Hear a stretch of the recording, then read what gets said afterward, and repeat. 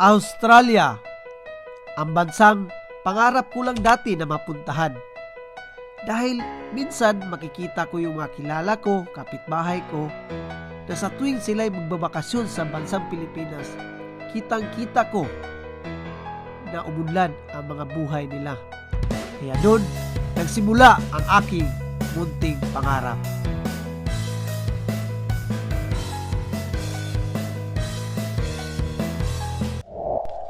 Ako nga pala ay isang tiler.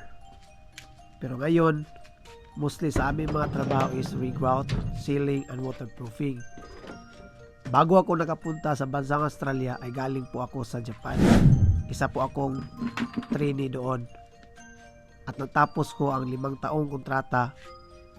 Kaya pagkatapos nun, nag-decide ako na mag-try sa ibang bansa naman, which is yung dream country ko, ang Australia. Kung nakaya ko ito, walang rason na hindi nyo makaya, kasi patas ang Diyos. Kahit nga ako, hindi ko inasahan na ibigay niya ang matagal ko ng hinihiling. Kaya sa video na ito,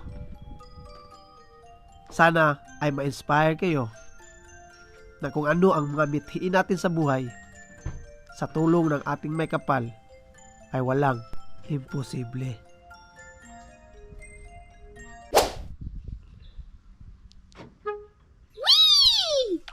Ito yung trabaho ko mga mate. Nire-restore ko yung mga lumang shower, yung mayroong leaking, i-sealed ko, at saka iba pa. So yun na gawin natin, pero hindi na tayo pwede mag-video pa dito kasi it is a private property. So I'll show you after na lang mamay. Thank you. So first job done. After 3 hours, this look like wala na yung molds. Yun mga mate, after 3 hours and a half, tapos na ang ating first job ngayon. So punta na tayo sa second job, which is 1 hour and 14 minutes ata galing dito. So Margaret River yung next job natin. So that is our last job for today. So tayo na.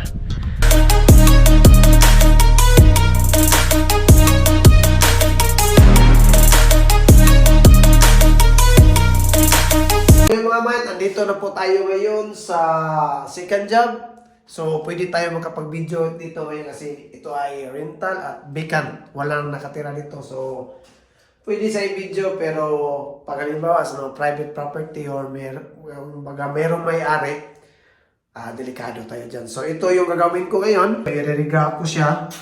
Tapos palitan ng silat yung sa gilid kasi iba-iba dito ang shower nila eh. So yun, this is the last job for today.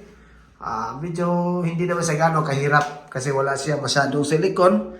Wala tayong madaming tagalin. So yun, prepare na tayo. Dasal lang mga mate, dasal. So dito nagtatapos ang aking araw. So sa mga mate dyan na katulad ko, huwag kayong mawala ng pag-asa. Kapit lang kayo sa mga pangarap nyo. Darating din ang araw, ibibigay ng Diyos kung anong gusto mo sa buhay mo. Kaya ang gawin mo, magsumikap ka, huwag kang magreklamo, tiisin mo ang pagod at puyat, harapin mo ang mga pagsubok araw-araw. Kasi sa bandang huli, maabot mo rin ang tuktok ng tagumpay. Publis Aussie here, daghang salamat!